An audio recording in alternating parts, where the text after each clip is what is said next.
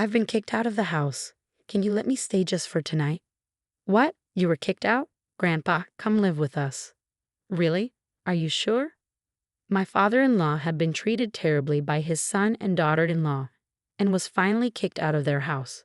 We decided to have him live with us in our family-run sushi restaurant. I'm Emma, 40 years old, and my husband Ethan is 2 years older. We were high school sweethearts but separated when we started working. I thought it was over between us, but Ethan returned to our hometown a few years later and proposed, saying he wanted to be with me forever. We got married, and things have been going pretty well. Our daughter Lily is in the 3rd grade, and we're a close-knit family of 3. We run a sushi restaurant together, Ethan's lifelong dream. However, it's not doing as well as we'd like, and we're trying to figure out how to make it more successful. It's pretty good, and we do have customers, but there's nothing extraordinary about it. We'd like to try advertising on trendy social media, but we just don't have the time right now. Today we are visiting Ethan's brother and sister-in-law. To be honest, I've never really liked them. Even now, they are acting aloof. When Ethan offered them some sushi we brought as a gift, his brother reacted harshly. Brother, I've included some new ingredients. Try it and let me know what you think. Hey, don't bring that stuff here. I only eat sushi from high-end restaurants. Well, you don't have to be so mean. Father-in-law can eat it. Honestly, what a way for a couple to talk. Since my mother-in-law passed away, father-in-law has been living with them, so we visit occasionally to see him. I've noticed that they treat him worse and worse each time. Ethan, Emma, thank you. I'll enjoy it later. I'll make some coffee now, father-in-law said, who had been playing with our daughter, coming over. Wait, father-in-law, that's expensive coffee for guests. Don't use it on family. Dad, don't touch anything. Mia told you not to go into the kitchen. But you two aren't even offering coffee when your younger brother's family has come over. We were just about to do it. Oh, be quiet. It's annoying enough having you here every day. We don't eat coffee. Instead, please try the sushi. I'd love to hear what you think with your refined tastes. I intervened, trying to be as gentle as possible. Emma, it must be tough running a sushi restaurant with a brother like this. You need to brush up or you'll never be successful. Brush? No use using English words. A failing sushi restaurant must be drowning in debt and on the brink of bankruptcy, his sister-in-law continued. We do have debt, but we are paying it off little by little, my husband snapped back. Ignoring my husband, she continued to me, you should have married an elite banker like me. It's sad how different the 2 brothers turned out. Exactly. If you follow my lead, you'd have a better life. A sushi restaurant from a dream since you were fishing with that. She trailed off. Both of you, stop it. Why do you keep saying such awful things? Father-in-law spoke up unusually sternly. It seemed that my brother-in-law and his wife couldn't forgive father-in-law for defending us. I never thought they would go so far. It happened that night. The doorbell rang just after 10 p.m. when our daughter was asleep. Who could it be at this hour? I'll get it, my husband said as he went to the door. Dad, what's going on? I rushed over when I heard his surprised voice. Oh, I'm sorry for coming at this hour. I've been kicked out of the house. I hate to ask so suddenly, but could you let me stay just for tonight? What? You were kicked out? He told us that after we left my brother-in-law's house, this had happened. Hey, Dad, what was that earlier? Defending Ethan and them. Well, you two were saying such terrible things. You know we are only taking care of you because we have to, right? It's a nuisance. We've been looking after you because you helped with the down payment for this condo. But isn't it enough? Yeah, we've let you live comfortably. You two felt that way. I offered to cook and clean, but you told me not to do anything. But we don't want you touching the kitchen or anything. Let's just call it quits, shall we? Why don't you go live with your beloved younger son? Yeah. We were outraged when we heard this. What? Is that unbelievable? I've been concerned about my brother and sister-in-law's attitude, but this is the worst. I felt the same way. I can't forgive them anymore. Anyway, it's late, and we have to get up early tomorrow, so let's go to bed. Father-in-law, please warm up in the shower. I'll prepare the bed in the meantime. Thank you, Emma. I'm sorry. The next morning, our daughter was surprised to see her grandfather. Grandpa, what are you doing here? Good morning, Lily. Sorry for coming so suddenly. Why, I'm happy. Let's play when I get back from school. She's been fond of her grandfather since she was a baby, and they've always been close.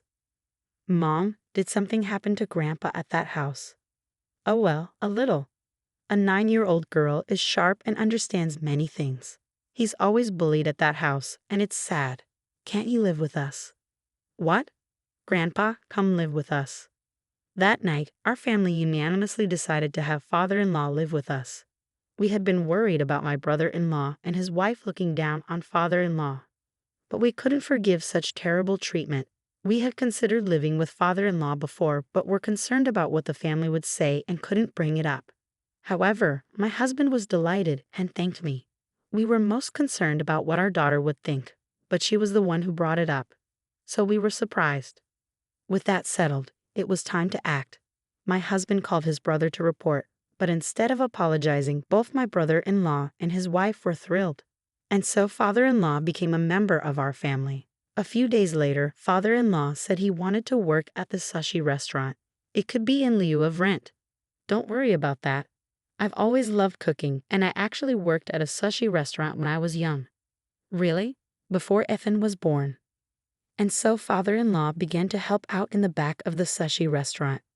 Ethan, can I talk to you for a second? I think this fish might be better if we use kombucha. Huh? Which one? Also, could you listen to me for a moment? There are a few things I'm concerned about. Perhaps because they were father and son, father-in-law was sharing his thoughts with my husband one after another. His advice seemed spot on, and my husband agreed to change the preparation method for some of the sushi. Gradually, the number of customers began to increase. Online reviews increased, the taste improved, and the restaurant looked cleaner, receiving high praise. Sales also steadily grew. Thanks to father-in-law, our sushi restaurant was able to change for the better. Father-in-law wasn't always at the restaurant, so I felt relieved that my daughter's time alone decreased, and the two seemed to enjoy eating and reading together. But about 6 months later, an incident occurred. My brother-in-law and his wife barged in. Dad! Noah and Mia too. What's going on? We have come to take Dad back.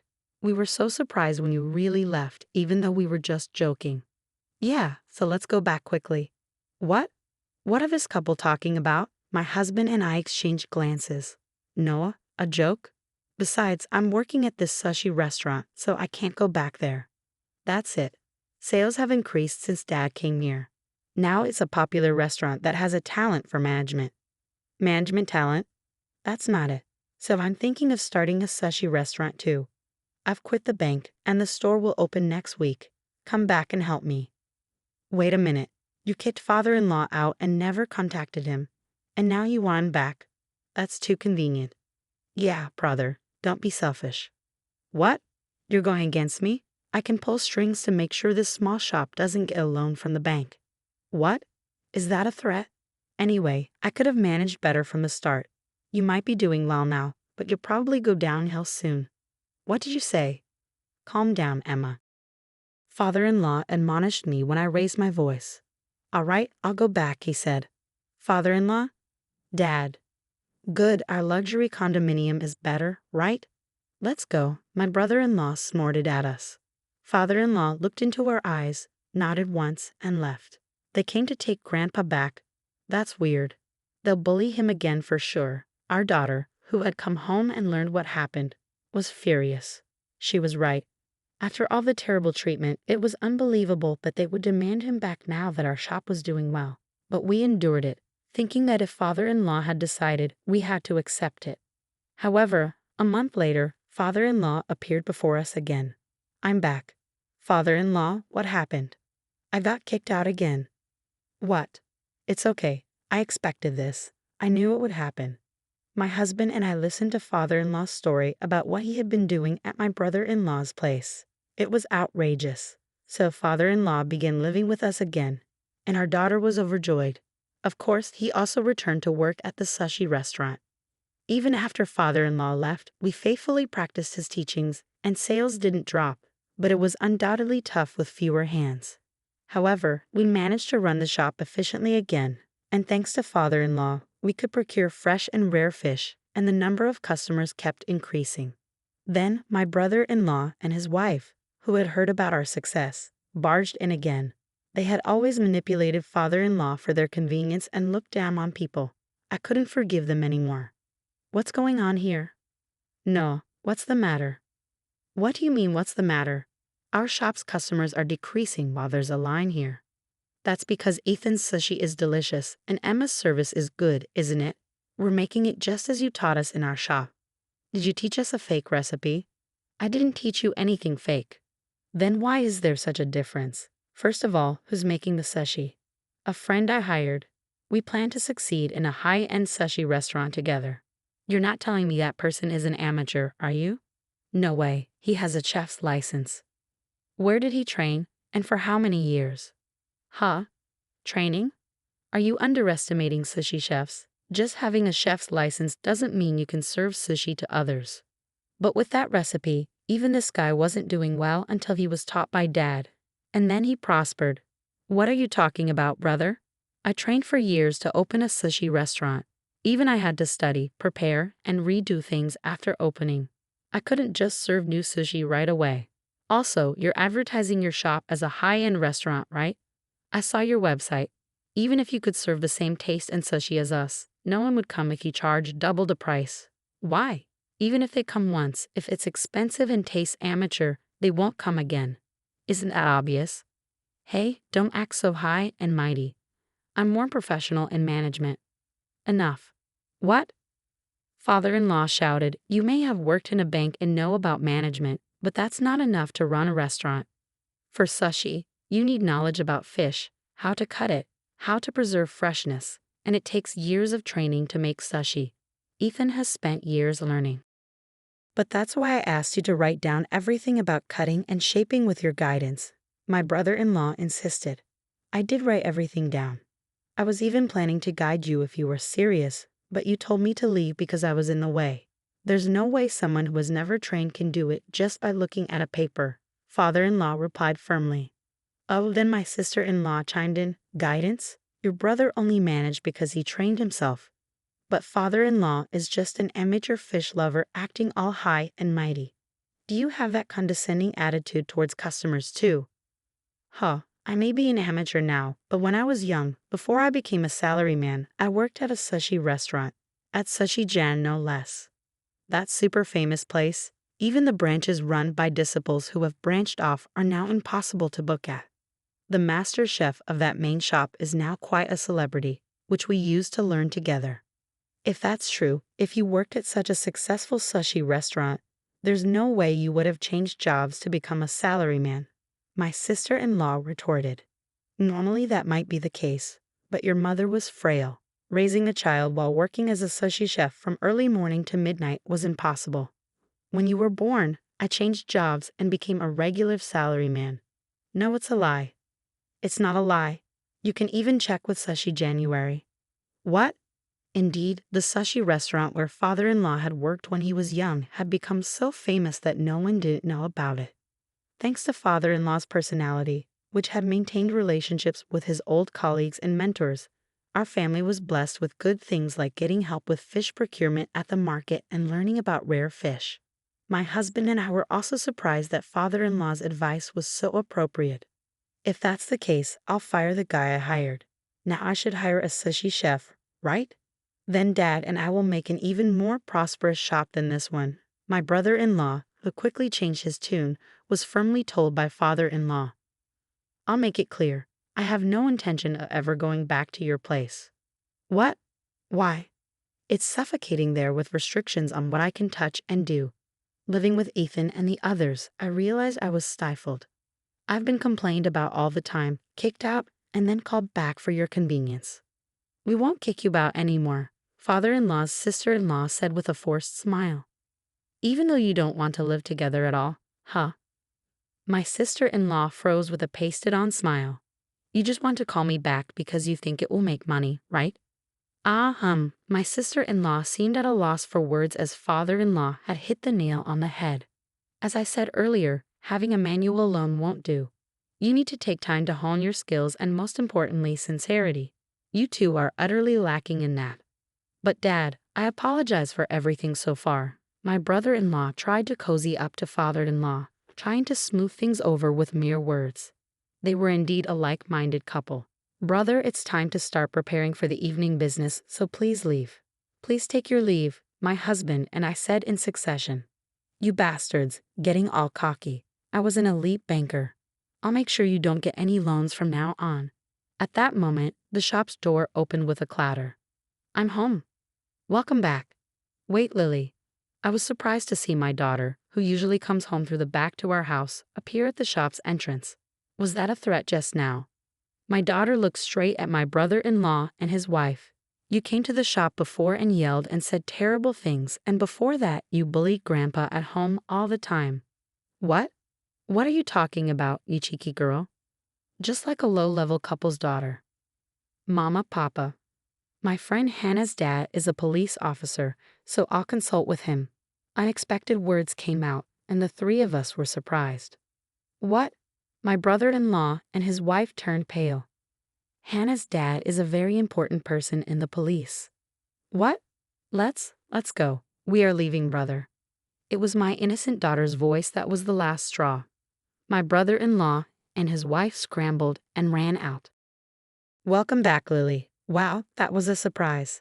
Thank you for helping us. Father-in-law looked at our daughter with surprise and tenderness. Sure that Hannah's dad is a police officer. Whether he is important or not, I don't know. I was left speechless by our daughter's nonchalant response. My husband, father-in-law, and I looked at each other and then burst into laughter. After that, my brother-in-law's shop closed down within 6 months. He had said that he quit his job and started the shop with determination, but the reality was slightly different. He had blamed his own mistake on a subordinate, and when it was discovered, he was demoted. Unhappy with the demotion, he quit the bank in a fit of anger. So even when the shop's management didn't go well, there was no one to help him, and he ended up with a massive debt. With that piling up, there was no way that couple could succeed, and they are now embroiled in a messy divorce drama. My brother-in-law seems to be job hunting, but given the way he quit, re-employment in the financial industry is tough. He has no goodwill, so there is no one to help him. On the other hand, our sushi shop has been thriving with a steady increase in customers, and we've paid off all the remaining debt.